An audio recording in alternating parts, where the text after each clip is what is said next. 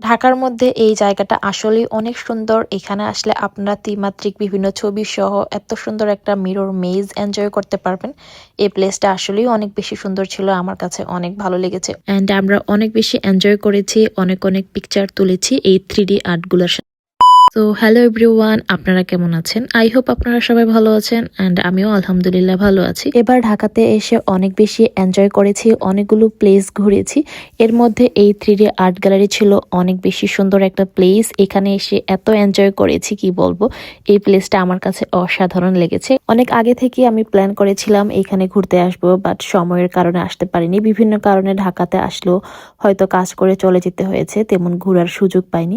So finally 3D art gallery ঘুরতে চলে আসি। এখানে বড়দের জন্য টিকিট মূল্য ছিল 250 টাকা অ্যান্ড বাচ্চাদের জন্য ছিল 150 টাকা করে। 250 টাকা করে টিকিট কেটে কতটুকু এনজয় করেছি অ্যান্ড কতটা সুন্দর ছিল এই প্লেসটা, এভরিথিং শেয়ার করব আপনাদের সাথে আজকের এই ভিডিওতে। তো এখানে টোটাল 3টা ফ্লোর রয়েছে। আমরা যখন এখানে প্রবেশ করি আমাদেরকে বলা হয়েছে যে মিরর মেসটা যেন প্রথমে ভিজিট করে আসি, কারণ ওইটার ক্লোজিং টাইম ছিল। আর আমরা একটু লেট করে গিয়েছিলাম, যার কারণে একটু তাড়াহুড়ো করে ঘুরতে হয়েছিল। অ্যান্ড মিরর মেজটা আসলে অনেক বেশি এনজয়েবল ছিল, আমার কাছে খুবই ভালো লেগেছে।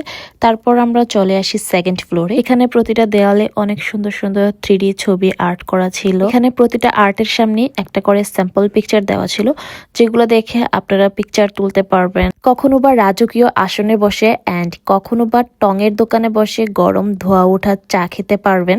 এভরিথিং অনেক বেশি এনজয়েবল ছিল। তারপর এইদিকে আমি কাজী নজরুল ইসলামকে দেখে তো বসে পড়লাম তার গান শোনার জন্য।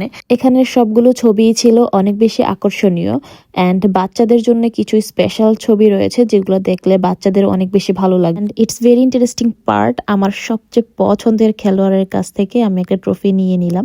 তারপর এখানে একটু পিয়ানো বাজিয়ে গান গাওয়ার চেষ্টা করছিলাম। এইদিকে গান গাইতে গাইতে দেরি হয়ে গিয়েছিল, ওইদিকে শাহরুখ খান চলে যাচ্ছিল ট্রেনে করে, আর একটুর জন্য মিস হয়ে যেত।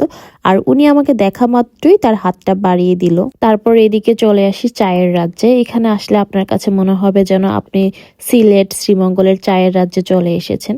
ভাগ্য তো আমার খুব একটা ভালো না, কোনো মনের আশাই পূরণ হচ্ছে না। এদিকে আলাদিনের চেরাক পেয়ে একটু ঘষতে শুরু করলাম, যদি একটা মনের আশা পূরণ হয়ে যায়। ঘুরতে ঘুরতে একদমই পেটে ক্ষুধা লেগে গিয়েছিল, সো এখানে এসে মামার কাছ থেকে 1 প্লেট পান্তা ভাত আর ইলিশ মাছ ভাজা নিয়েছিলাম। তারপর খাওয়া দাওয়া শেষ করে বাকি যেগুলো ছিল সেগুলো ঘুরে ঘুরে দেখতেছিলাম। এত আর্টের সাথে আসলে ছবি তোলা সম্ভব না, আমি অনেক টায়ার্ড হয়ে গিয়েছিলাম। অনেকগুলো আর্টের সাথে ছবি তুলেছি আর অনেকগুলো বাকি রয়ে গিয়েছিল, ওইগুলা জাস্ট একটু দেখে দেখে চলে এসেছি। আমরা কিন্তু এখানে এসে অনেক বেশি এনজয় করেছি। আপনাদের কাছে এই 3D আর্ট গ্যালারিটা কেমন লেগেছে অবশ্যই কমেন্ট করে জানাতে ভুলবেন না। সো আজকের এই ভিডিও এই পর্যন্ত, দেখা হবে নেক্সট কোনো ভিডিওতে। সে পর্যন্ত সবাই ভালো থাকবেন, সুস্থ থাকবেন। Now I have to say good bye, tata.